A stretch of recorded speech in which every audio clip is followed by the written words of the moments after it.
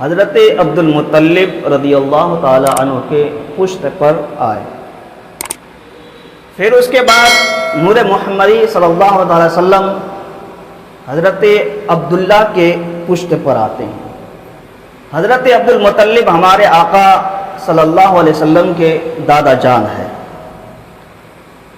جس وقت حضرت عبد المطلب کے صرف ایک ہی بیٹا تھے تو اس وقت خانہ کعبہ کے سامنے حضرت عبد المطلب نے ایک دعا مانگی تھی. یا مولا تبارک و تعالی اگر تم مجھے 10 بیٹا دے اور 10 بیٹا میرے سامنے جوان ہو تو میں ان میں سے ایک بیٹا کو تیرے راہ میں قربان کروں گا.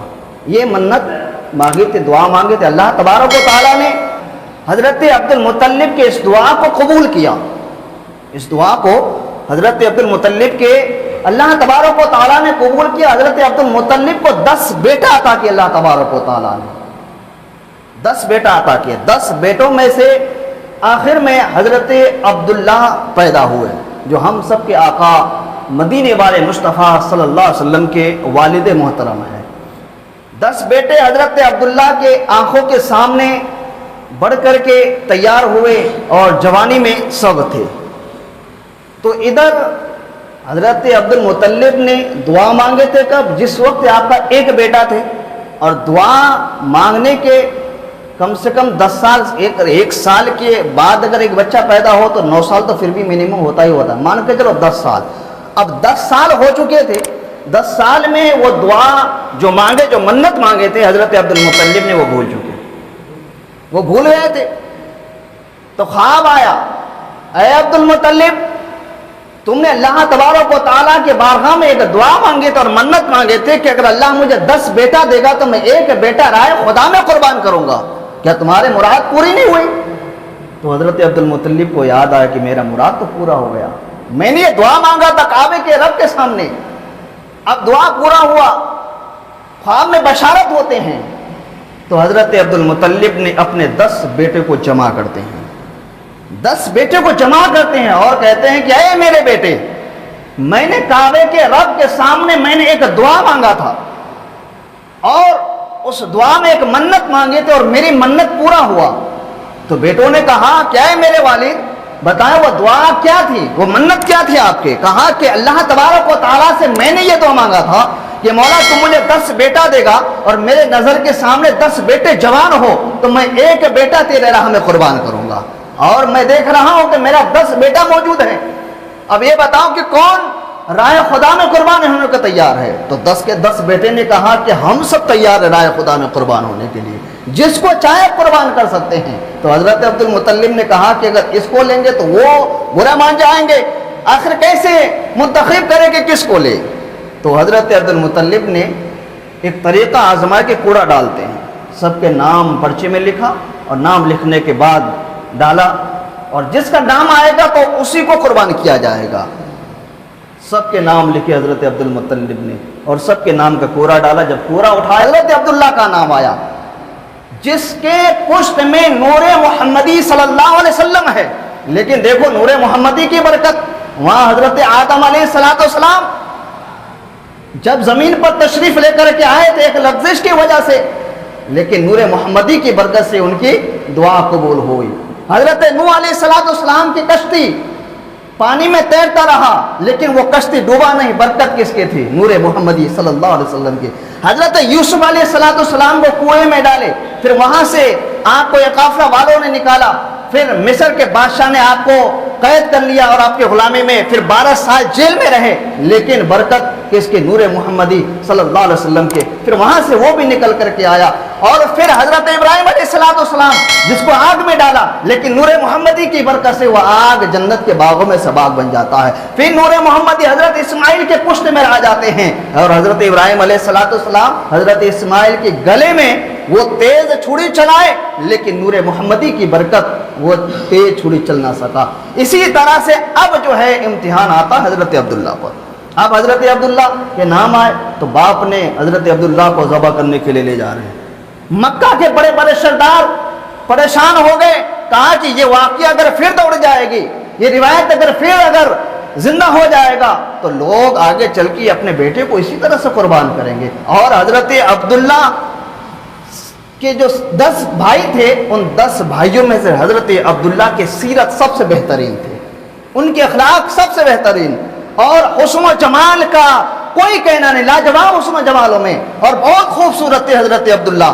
اب جو ہے نا بڑے بڑے سرداروں کو خبر چلے کہ حضرت عبد المطلب نے اپنے بیٹے عبداللہ جو حسین و جمیل ہے، لوگ دیکھتے ہیں تو دیکھتے رہ جاتے ہیں، اور جب حضرت عبداللہ چلتے تو اس کے چلنا لوگ دیکھتے رہ جاتے ہیں، آج اس کو قربان کرنے کے لیے لے کے جا رہے ہیں۔ ایسا اگر ہوا تو تاریخ گواہ ہو جائے گی، آنے والے وقت میں لوگ اپنے بیٹوں کو قربان کریں گے۔ تمام سردار حضرت عبد المطلب کے پاس آتے ہیں، اے عبد المطلب تم کیا کرنے جا رہے ہو؟ کیا تم پھر وہ تاریخ دہرائے جا رہے ہو جو حضرت ابراہیم علیہ السلام نے اپنے بیٹے اسماعیل کو ذبح کرنے کے لیے لے گیا؟ اے عبد المطلب ایسا نہ کرو۔ کہا کہ میں نے کعبے کے رب سے میں نے منت مانگے تھے، میں نے دعا مانگا تھا اور میری دعا قبول ہوئی، اب تو میں قربان کروں گا۔ تو بڑے بڑے سردار نے کہا کہ اس کا کوئی حل تو ہونا چاہیے، کوئی دوسرا اس کا مسئلہ تو نکلنا چاہیے، کوئی دوسرا مسئلہ ڈھونڈتے ہیں، کوئی اور طریقہ ڈھونڈتے ہیں۔ بڑے بڑے سردار نے کہا کہ ایک جگہ ایک کاہنہ عورت رہتی ہے، چلتے ہیں ان کے پاس، وہ جو بات بتاتی ہے وہ سچ نکلتی ہے، اور ان کے پاس جا کر کے یہ ہم تمام مسائل کو ان کے پاس جا کر کے بتائیں گے، ہو سکے وہ ہمیں کوئی حل نکال کر کے دے۔ بڑے بڑے سردار جو ہے نا اس کاہنہ عورت کے پاس جاتے ہیں، اور جانے کے بعد حضرت عبد المطلب کے یہ تمام واقعات بتایا۔ وہ کائنہ عورت نے کہا کہ ٹھیک ہے، میرا موکل کل آئے گا اور میں کل ان کو پوچھ کر کے بتاؤں گے کہ اس کا کیا حل نکلتا ہے۔ پھر بڑے بڑے سردار جو اس عورت کے پاس گئے وہ سب واپس پھر مکہ شریف آ جاتے ہیں۔ پھر دوسرے دن جو ہے یہ تمام سرداران پھر اس عورت کے پاس جاتے ہیں، جانے کے بعد عورت سے پوچھا، عورت یہ بتا کیا حل نکلا، اس مسائل کا کوئی حل نکلا کہ نہیں نکلا؟ تو اس عورت نے کہا یہ بتاؤ کہ یعنی کہ یہ بتاؤ کہ شہر مکہ میں مقتول اور قاتل کے بیچ میں کیا عوض دیا جاتا ہے، اور قاتل کو مقتول کے عوض میں یعنی کہ قتل کے عوض میں مقتول کو کیا دیا جاتا ہے؟ تو مکہ کے لوگوں نے کہا کہ اگر کوئی کسی کا قتل کرتا ہے، کوئی کسی کا قتل کرتا ہے، اس کے بدلے میں اس کو 10 اونٹ دیتا ہے۔ تو اس عورت نے کہا ایک کام کرو، 10 اونٹ کے نام ایک طرف لکھنا ایک پرچی پر، اور 10 اونٹ کو ایک طرف کھڑا کر دینا، اور عبداللہ کے نام کو ایک طرف رکھ دینا، اور دونوں نام کا پورا ڈالنا۔ اگر عبداللہ کے نام نکلتے ہیں تو پھر عبداللہ یعنی کہ عبداللہ کے نام نکلتے ہیں اور اونٹ کے نام نکل دیتے ہیں تو پھر 10 اونٹ کو پھر شامل کرنا، ادھر 20 اونٹ کھڑا کرنا اور ادھر عبداللہ کو کھڑا کرنا، پھر پورا ڈالنا۔ اگر عبداللہ کے نام نکلتے ہیں تو پھر اونٹ کو جمع کرنا، یعنی کہ پھر 10 اونٹ لینا، اور جب تک اونٹ کا نام نہ نکلے تب تک اونٹ جمع کرتے رہنا۔ جس وقت اونٹ کا نام نکل جائے اس وقت ان اونٹوں کو ذبح کر دینا، یہ منت پوری ہو جائے گی۔ مسلسل اسی طرح سے 10 بار پورے ڈالے، 10 بار میں 100 اونٹ ادھر جمع ہو گیا، 100 اونٹ کو ذبح کرنا، اور یعنی کہ 9 مرتبہ ہو گئے، اب 10واں مرتبہ ہے، لوگوں کے دل دگدگانے لگے، لوگ پریشان ہو گئے، اب کتنے اونٹ آئیں گے، کتنے اونٹ ذبح کرنا پڑیں گے؟ 10ویں بار جیسے ہی پرچہ ڈالا، پورے ڈالا تو دیکھا کہ اب اونٹ کا نام نکلا، اونٹ کا نام نکلا، لوگ مچل گئے، چلو عبداللہ بچ گئے، عبداللہ بچ گئے۔ لیکن حضرت عبد المطلب کا دل ابھی ٹھنڈا نہیں ہوا، ابھی مطمئن نہیں ہوا، کہا کہ نہیں ابھی تو ایک بار نکلا، ایک کام کرتے پھر دوبارہ ڈالتے ہیں، اسی طرح سے مسلسل 3 مرتبہ ڈالیں گے، اگر تینوں مرتبہ اونٹ کا نام نکلتے تو پھر میں سمجھ جاؤں کہ اللہ تبارک و تعالیٰ کو یہی عمل پسند ہے اور 100 اونٹ کو ذبح کیا جائے۔ پہلی مرتبہ نکلا اونٹ کے نام، ادھر 100 اونٹ جمع ہو چکے ہیں، پھر دوسرا بار پورا ڈالا، پھر اونٹ کا نام نکلا، پھر تیسرا بار پورا ڈالا، پھر اونٹ کا نام نکلا۔ اس کے بعد حضرت عبد المطلب نے کہا کہ اللہ تبارک و تعالیٰ کو یہی منظور ہے، اب 100 اونٹ کو ذبح کیا جائے۔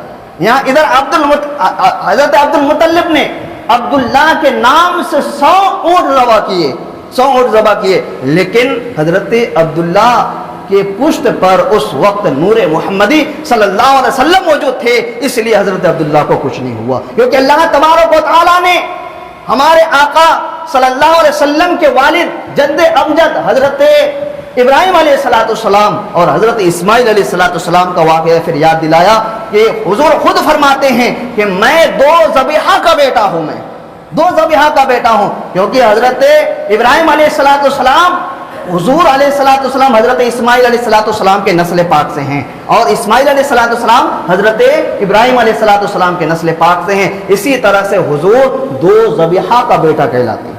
उसके बाद हज़रत अब्दुल मुतल्लिब फिर बच जाते हैं। ये 100 ऊँट ज़बह करने के बाद जब हज़रत अब्दुल्ला जिस गली से निकलते थे तो लोग कहते थे कि ये 100 ऊँट का ज़बीहा निकल रहा है। लोग मुस्कुराते देख करके, लोग उनको देख करके मुस्कुराते थे, उनकी शक्ल सूरत को देख करके हैरत में पड़ जाते थे। और हज़रत अब्दुल्ला की सीरत इतनी मुकम्मल और कामिल थे कि गुनाह से बहुत दूर रहते थे और कामों से दूर रहते थे, सिर पे बस दीन में लगा रहते थे। उसके बाद हज़रत अब्दुल मुतल्लिब जो है अपने बेटे हज़रत अब्दुल्ला के लिए एक लड़की तलाश करते हैं। अब उनकी शादी होना, तो लड़की तलाश किए, तो लड़की जिसका नाम हज़रत आमना बीबी रज़ी अल्लाह ताला अन्हा, हज़रत आमना से अब शादी हो जाती है। हज़रत अब्दुल्ला की आमना से शादी हुआ, दोनों आपस में मिले। नूर मोहम्मदी सल्लल्लाहु अलैहि वसल्लम जो है ना, हज़रत अब्दुल्ला के पुश्त से ट्रांसफ़र होकर के हज़रत आमना बीबी के बतन पाक पर तशरीफ़ लेकर के जाते हैं। फिर उसके बाद नूर मोहम्मदी सल्लल्लाहु अलैहि वसल्लम हज़रत आमना के पेट में रहे, और वहीं पे फिर 9 माह के बाद आप दुनिया में तशरीफ़ लेकर के आए। लेकिन हज़रत आमना कहती है कि पहली माह से लेकर के 9 माह तक मेरे ख्वाब में 9 नबी तशरीफ़ लेकर के आए। 9 नबी ने मुझे बशारत दिए। 9 नबी ने, सबसे पहले नबी हज़रत आदम आए, कहा कि ऐ आमना भी तुम्हें मुबारक हो, तुम नबियों के सरदार के माँ बनने वाली हो, तुम इमामुल अंबिया के माँ बनने वाली हो। इसी तरह से 9 नबी आए, और आखिर में हज़रत ईसा अलैहिस्सलाम तशरीफ़ लेकर के आए ख्वाब में। कहा कि ऐ आमना भी तुम्हें मुबारक हो, तुम इमामुल अंबिया के माँ बनने वाली हो, कायनात के दाता के माँ बनने वाली हो। जब हज़रत आमना रज़ी अल्लाह ताला अन्हा के बतन मुबारक पर नूर मोहम्मदी मुंतकिल हुए, तो उसी दिन से हज़रत आमना से ऐसे खुशबू निकलती थी कि पूरा घर खुशबू से मुअत्तर हो जाते थे। मक्का की औरतों ने कहा, ऐ आमना ये बताओ कि तुम इतनी मालदार हो गई, तुम्हारे पास इतने खजाने हैं कि जो तुम खुशबू लगा करके चलती हो, जो तुम्हारे घर से इतने खुशबू आ रहे हैं। और मक्का के एक रिवाज था कि मक्का के उस वक्त ज़मीन पर कोई औरत खुशबू नहीं लगाती थी, ये रिवाज था। लेकिन अल्लाह तबारक व तआला ने हमारे आका हुजूर ताजदार मदीना सल्लल्लाहु अलैहि वसल्लम के वालिदा के बतन मुबारक से उनके जिस्म से ऐसे खुशबू जाहिर किया कि लोग परेशान हो गए। और जब औरतों ने हज़रत आमना के घर से ये खुशबू सूंघे, तो कुछ औरतों ने अपने अपने घर वालों से कहा, और मक्का के सरदारान हज़रत अब्दुल मुतल्लिब के पास शिकायत करने आ गए। कहा कि अब्दुल मुतल्लिब ये बताओ कि तुम्हारे घर की औरतें आजकल खुशबू लगा रही हैं, तुम इतने मालदार हो गए। कहा कि भाई मेरे घर की औरतें कोई खुशबू नहीं लगा रहे। अब हज़रत अब्दुल मुतल्लिब अपने बहू से कैसे कहें? आप अपने बीवी से कहा कि ये बताओ कि आमना भी खुशबू क्यों लगा रहे हैं, क्या बात है? ये तो मक्का की रिवाज है कि औरतें खुशबू नहीं लगा सकती, लेकिन आमना ये खुशबू कहां से लेकर के आए? तो हज़रत अब्दुल्ला के वालिदा ने कहा, एक काम करो, तुम ही जाकर के पूछ लो आमना ये खुशबू कहां से लेकर के आई है। कहा कि ऐ अब्दुल मुतल्लिब, जब ये खुशबू मेरे पास आए, जब मैं भी सूंघा, तो मैं जब आमना से पूछा कि आमना तुम ये खुशबू कहां से लेकर के आई हो, इतनी मुअत्तर खुशबू, हमने जिंदगी में ऐसा खुशबू कभी नहीं सूंघा। तो हज़रत आमना कहते कि मैं तो कोई खुशबू नहीं लगाया, मेरे पास तो कोई खुशबू नहीं है। हाँ, जब से मेरा शादी अब्दुल्ला से हुआ और अब्दुल्ला जब से मुझसे मिले, उसी दिन से यह खुशबू मेरे अंदर से ऑटोमेटिक निकल रहा है, अपने आप निकल रहा है। तो हज़रत अब्दुल्ला फिर उसके बाद 6 माह या 5 माह के बाद अब मुल्क शाम के तरफ तिजारत के गर्ज से चले जाते हैं, तिजारत करने के लिए चले जाते हैं। जब मुल्क शाम पहुंचे, तो मुल्क शाम अभी पहुंच भी नहीं पाए थे, उससे पहले अबवाब के एक जगह है, वहाँ हज़रत अब्दुल्ला का इंतकाल हो जाते हैं। حضور علیہ السلام ابھی دنیا میں تشریف لے کر کے نہیں آئے. حضرت عبداللہ ابھی حضور علیہ السلام دنیا میں تشریف لے کر کے نہیں آئے، اس سے پہلے حضور در یتیم ہو جاتے ہیں، حضور یتیم ہو جاتے ہیں، اور وہیں پہ حضرت عبداللہ کو وہیں پہ تدفین کر دیے. پھر اس کے بعد حضور علیہ السلام دنیا میں تشریف لے کر کے آئے.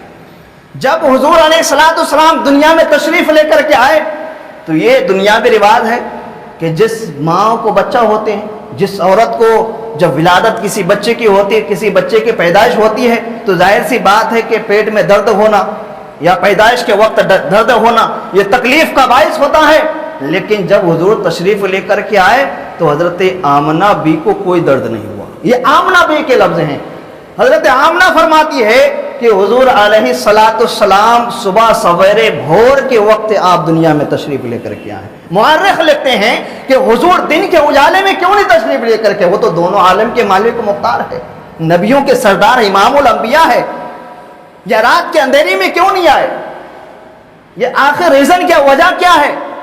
وجہ یہ ہے اگر حضور دن کے اجالے میں تشریف لے کر کے آتے تو دن کے اجالے رات کے اندھیری کو تانا مارتے کہ اے رات کے اجالے، اے رات تیری کوئی حیثیت، تیری کوئی اوقات نہیں، کیونکہ امام الانبیاء تو مجھ دن میں آئے. جب دن پھیلا ہوا، جب روشنی چاروں طرف پھیلے ہوئے ہیں، اس وقت امام الانبیاء تشریف لے کر کے آئے. یا حضور علیہ السلام رات کے اندھیری میں آتے تو رات کے اندھیری دن کے اجالے کو تانا مارتے، کہتے اے دن کے اجالے تیری کیا اوقات، تیری کیا حیثیت. حضور تو رات کے اندھیری میں تشریف لے کر کے آئے. لیکن نہیں، اللہ تبارک و تعالیٰ نے اپنے محبوب کو نہ دن کے اجالے میں بھیجے، نہ رات کے اندھیری میں، یعنی کہ نہ رات کے اندھیری میں، بلکہ اپنے محبوب کو اس وقت بھیجے رات گزر رہی تھی اور دن نکل رہا تھا. رات حضور سرور کائنات صلی اللہ علیہ وسلم کہ چہرہ انور کے دیدار کر کے نکل رہے تھے، اور دن حضور کے چہرہ انور کو دیکھ کر کے نکل رہے تھے. تو اپنے محبوب کو اللہ تبارک و تعالیٰ نے ایسے وقت میں پیدا فرمایا. اور حضرت آمنہ بھی فرماتی ہے کہ جب میرے پیٹ میں ہلکی سی درد ہوا تو میں لیٹ گئی. اس وقت میں لیٹ گئی. جب میرا درد تھوڑا تھوڑا بڑھنے لگا، پیٹ میں خلبلی ہوا، تو ہم نے کیا دیکھا کہ ایک فرشتہ ایک پانی کا پیالہ لے کر کے میرے پاس آئے، ایک شربت کا پیالہ لے کر کے آئے اور مجھے کہا اے آمنہ اس پیالے کے شربت کو آپ پی لو. تو ہم نے اس وقت لیٹے ہوئے تھی، تو ہم نے اس پیالے کو لیا اور اپنے منہ میں لگایا، پانی کو میں نے پی لیا. میں نے تو پانی سمجھ کر کے پیا، لیکن جب اس پیالی میں جو مشروب، جو شربت تھے، جب میں نے اس کو پیا تو ایسا لگ رہا تھا کہ میں نے زندگی میں ایسا کوئی شربت ہی نہیں پیا. یہ شربت شہد سے بھی زیادہ میٹھا، دودھ سے بھی زیادہ سفید، گلاب سے بھی زیادہ خوشبودار اور برف سے بھی زیادہ ٹھنڈی تھی. اور جیسے میں نے اس پیالی کو پیا تو میرا پیٹ کا درد سب غائب ہو چکا، سب کے سب ختم ہو چکا. اب حضور تشریف لے کر کے آئے، حضور تشریف لے کر کے ادھر عبد المطلب کو خبر ہوا تو حضرت عبد المطلب نے مکہ کے خواتین کو بلا کر کے لے کے آئے کہ چلو میرے بہو کے ولادت کا وقت ہے، میرا پوتا آنے والا ہے، چلو ان کی مدد کرو. جب مکہ کی عورتیں اس وقت رات صبح سویرے بھور کے وقت حضرت عبد المطلب کے حویلی میں آئے، اس سے پہلے میرے آقا مدینے والے مصطفیٰ دنیا میں تشریف لا چکے تھے. حضرت آمنہ بھی فرماتی ہے کہ حضور علیہ السلام جب دنیا میں تشریف لے کر کے آئے تو سب سے پہلے آپ سجدہ کیے. آپ کا 3 جملہ تھے. پہلا جملہ اللہ اکبر، دوسرا جملہ الحمدللہ کثیرن تھا، اور تیسرا جملہ رب حبلی امتی کی صدائیں لگا رہے تھے میرے آقا. اور جب رب حبلی امتی کی صدائیں لگا رہے تھے اس وقت میرے بیٹے محمد جو ہے اس وقت سجدے میں تھے. اب جیسے مکہ کی عورتوں نے آئے، ایک دائی آئی اور وہیں پہ حضور علیہ السلام کے پھپھو بھی تھی، تو حضور علیہ الصلوۃ والسلام کے پھوپھی فرماتی ہیں کہ جب حضور علیہ الصلوۃ والسلام دنیا میں تشریف لے کر کے آئے تو چاند ستارے سورج حضرت آمنہ بی کے گھر میں ایسے لگ رہے تھے کہ اترتے چلے آ رہے ہیں، اور ستارے بہت نزدیک میں تھے، اور چاروں طرف سے الصلاۃ والسلام علیہ کا صدائے آ رہے تھے۔ اور جب ہم نے اوپر نگاہ کیے، یہ ستارے ایسا لگ رہا تھا کہ مجھ پہ گر جائیں گے، اور میں ڈر کے مارے جو ہے نا آمنہ بی کے کمرے سے نکل کر کے باہر بھاگ گئے۔ اور آمنہ فرماتی کہ جب حضور علیہ الصلوۃ والسلام دنیا میں تشریف لے کر کے آئے تو ایک ایسا نور چمکا، ایک ایسا نور چمکا کہ اس نور کی چمک اتنی تھی کہ میں نے ملک شام کے محلات کو دیکھ لیے تھے، اور ملک شام کے جنگلوں میں جو اونٹ چل رہے تھے ان کے گلے میں جو کلاوا ڈلے ہوئے تھے، میں نے اس کا یعنی کہ اس اونٹ کے گلے کے کلاوا کو میں نے یہیں سے بیٹھے بیٹھے دیکھ لیے تھے۔ ملک شام کے جو آتش کدا تھے، جو آگ برسوں سے ان پجاریوں نے بجھایا نہیں تھا، جب حضور تشریف لے کر کے آئے تھے وہ آگ بھی بجھ چکے تھے، اور 7 کنکریاں ملک شام کے جو محلات تھے وہ گر کر کے نیچے گر گئے، اور کئی بت جو ہے نا اوندے منہ گر گئے۔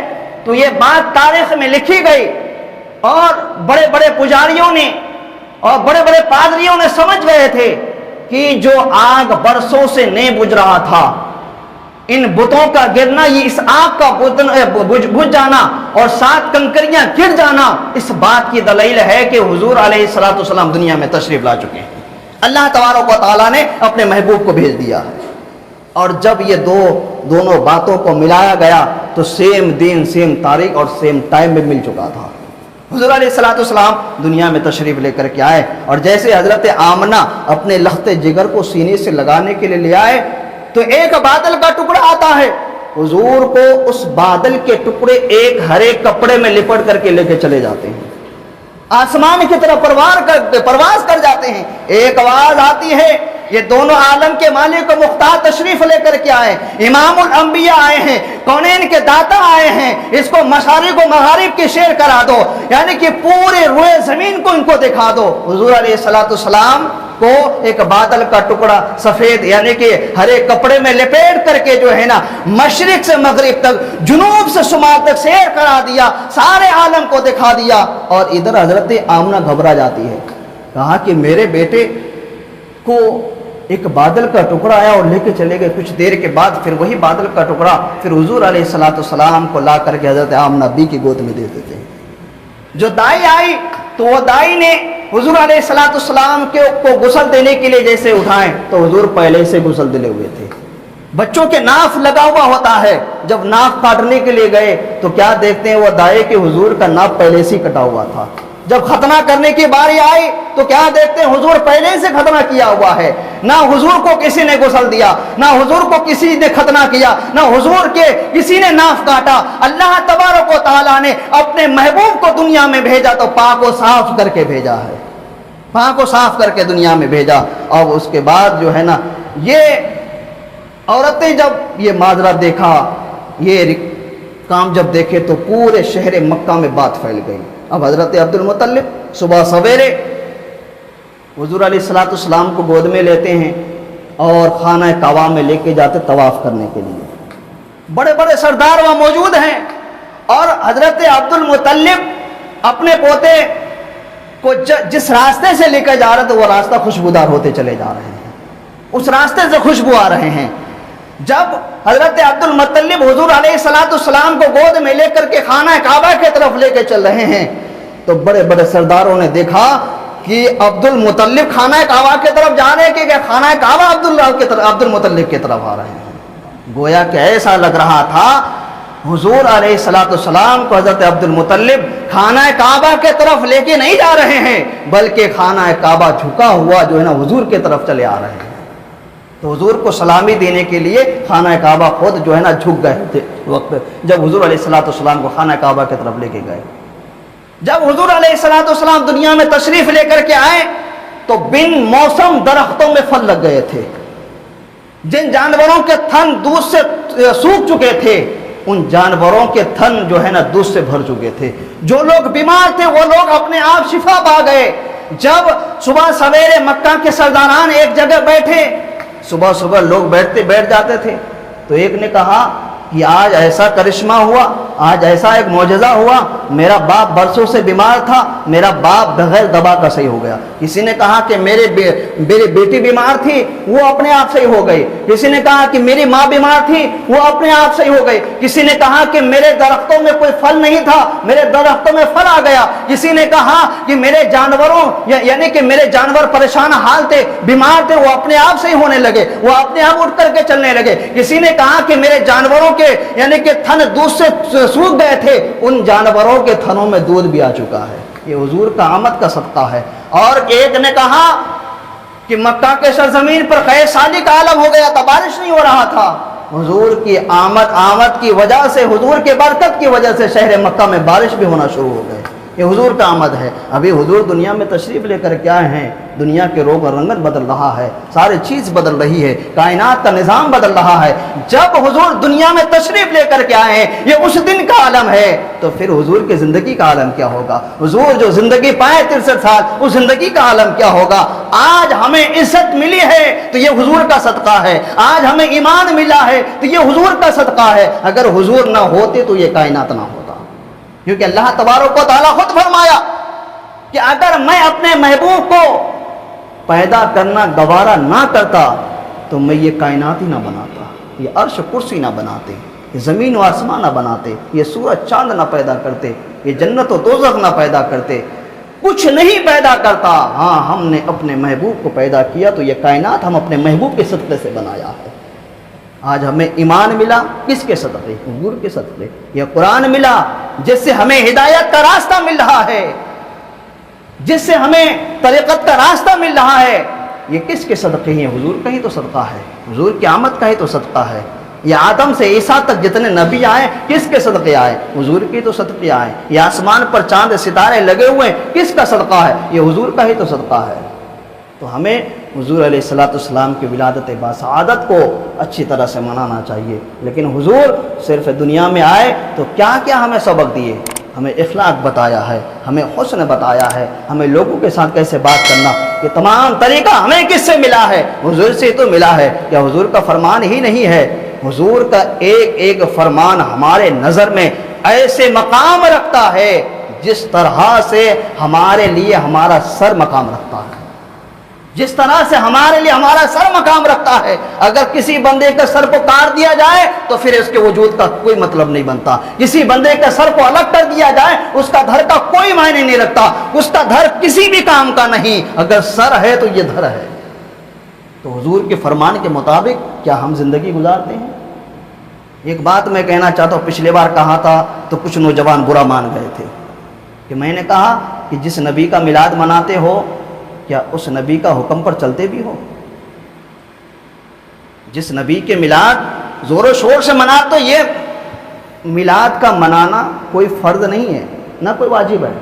हुजूर की आमद की खुशी मनाना फ़र्ज और वाजिब में से नहीं है, बल्कि मुस्तहसन में से हैं। और देखा जाए तो अंबिया की सुन्नत में से है, या दूसरा देखा जाए तो सहाबा की सुन्नत में से है, कौल व फ़िल से है। तो मिलाद का मनाना बाइस सवाब का काम है, अच्छी बात है। लेकिन नमाज का पढ़ना हम पर क्या है? फ़र्ज है। तो पहले फ़र्ज है या पहले मुस्तहब है या मुस्तहसन है या सुन्नत है? सारे चीज़ों से फ़र्ज का मकाम सबसे बड़ा है। पहले फ़र्ज, फिर वाजिब, फिर सुन्नत, फिर मुस्तहब, फिर मुस्तहसन। ये 5 पिलर है। तो पहले हमें इसको फॉलो करना पड़ेगा। आप 1000 मिलाद मनाएं लेकिन नमाज नहीं तो फिर कुछ नहीं। आप 1000 फातिहा खानी किए, नमाज नहीं तो फिर कुछ नहीं। आप 1000 सदका व खैरात करें, नमाज नहीं तो फिर कुछ नहीं। ये सब बेकार है। तो पहले नमाज फिर मिलाद। मिलाद तो हमारे किस्मतों में है, हमारे तकदीर में लिखा गया है। मनाए, खूब मनाए, लाखों करोड़ों पे खर्च किए, क्योंकि सदका उन्हीं का है। ये माल मिला तो किसके सदक़े से? हुजूर का ही तो सदका है। लेकिन पहले हमें नमाजों को पढ़ना है। एक बात मैं कहूँ, जितने भी नौजवान बुरा नहीं मानना, अगर बुरा मानो तो मैं माजरत ख्वाह हूँ, माफ़ी चाहता हूँ, लेकिन जो हक है वो बोल के रहेंगे।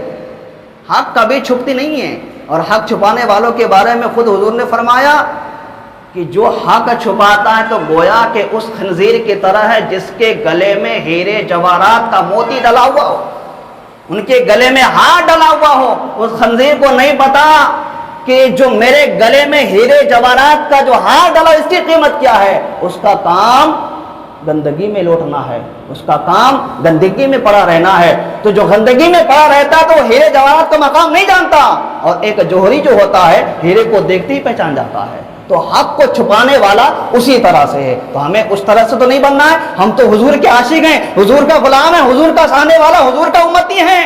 تو پھر ہمیں حق ہر بات پر بولنا ہے، چاہے وہ تنے تنہا ہو یا لاکھوں میں اکیلا ہو، یا دن کے اجالے میں ہو یا رات کے اندھیری میں ہو، حق کبھی اپنے زبان سے چھپانا نہیں چاہیے۔ تو جتنے بھی نوجوان ہیں بتاؤ، اپنے دل میں ہاتھ رکھو اور اپنے آپ کو گواہ کرو، اپنے آپ کو حضور کے امتی میں شامل کرو، اور فخر سے کہو کیا میں حضور کے غلامی میں آتا ہوں تو کیا ہم نماز پڑھ رہے ہیں کہ نہیں پڑھ رہے ہیں؟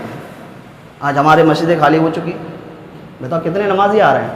جو 5 وقت کی ہمارے یہ 8-10 نمازی ہیں وہ خود بتا، میں نہیں بتاؤں گا، پوچھ لیجئے جو 8-10 نمازی جو آ رہے ہیں ان سے پوچھئے کہ 5 وقت کی نماز میں کتنے ہیں، فجر میں کتنے آ رہے ہیں، عشاء میں کتنے؟ عشاء میں سب سے کم نمازی آ رہے ہیں، جو کہ عشاء میں 200 بھر رہے تھے۔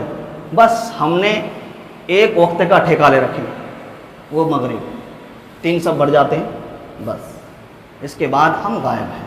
تو بھائی پہلے نماز ہے پھر میلاد ہے، پہلے نماز ہے پھر جلسہ ہے، پہلے نماز ہے پھر جلوس ہے۔ اب دیکھ لینا جمعرات کو جلوس نکلیں گے، اب فجر میں دیکھنا کتنے لوگ آ رہے ہیں نماز پڑھنے کے لیے۔ اس دن بھی ہمیں نماز پڑھنے کو توفیق نہیں مل رہا ہے، تو بتاؤ یہ میلاد کرنے سے کیا فائدہ؟ بتاؤ اس دن بھی ہم نماز ظہر کو قضا کر دے رہے ہیں، تو بتاؤ ہمیں میلاد کرنے سے کیا فائدہ؟ تو وعدہ کریں مجھ سے نہیں، اس رب سے وعدہ کریں، مولا تو نے مجھے پیدا کیا، یہ میری قسمت ہے کہ تو نے مجھے اپنے حبیب کی امت میں پیدا کیا۔ اگر اللہ چاہتے تو ہمیں آدم کی امت میں پیدا کر دے، اللہ چاہتے تو نوح کی امت میں پیدا کر دے، اللہ چاہتے تو ہمیں ابراہیم کی امت میں پیدا کر دے، لیکن نہیں، ہم تو بڑی قسمت پائی ہے، ہم نے حضور کی امت میں پیدا ہوئے۔ لیکن حضور کی امت میں پیدا ہوئے تو پھر حضور کے فرمان کے مطابق عمل کرو۔ جو امتی جس نبی کی بغاوت کیے، ان کے بات نہیں مانے، ان کے فرامین کے مطابق زندگی عمل نہیں کیے، پھر ان امتی کو تاریخ کو اٹھا کر کے دیکھو کیا کیا حال ہوا۔ کوئی امتی زمین پہ کسی کو دھسا دیا گیا، کوئی بندروں میں تبدیل ہو گئے، کوئی کسی اور میں تبدیل ہو گئے، کسی امتی پر آگ کے بارش ہوئے، کسی امتی کے اوپر آگ کے شونے پر سے اور نیست نابود ہو گئے۔ یہ امتی محمدی ہے، صبح قیامت تک چلتا رہیں گے۔ اللہ تبارک تعالیٰ سے دعا ہے کہ ہم سب کو اہدنا الصراط المستقیم، شریعت مصطفیٰ سنت رسول پر عمل کرنے کی توفیق رفیق عطا فرما۔ یا مولا ہم سب کو نماز پنجگانہ با جماعت ادا کرنے کی توفیق رفیق عطا فرما۔ یا مولا ہم سب کو حضور کی محبت نصیب عطا فرما۔ یا مولا ہم سب کو حضور علیہ الصلوۃ والسلام سے سچی اور پکی محبت نصیب عطا فرما۔ وصلی اللہ تعالی علی خیر خلق نور عرش محمد و آلہ و اصحابہ اجمعین برحمتک یا ارحم الراحمین، بحق لا الہ الا اللہ محمد رسول اللہ صلی اللہ علیہ وسلم۔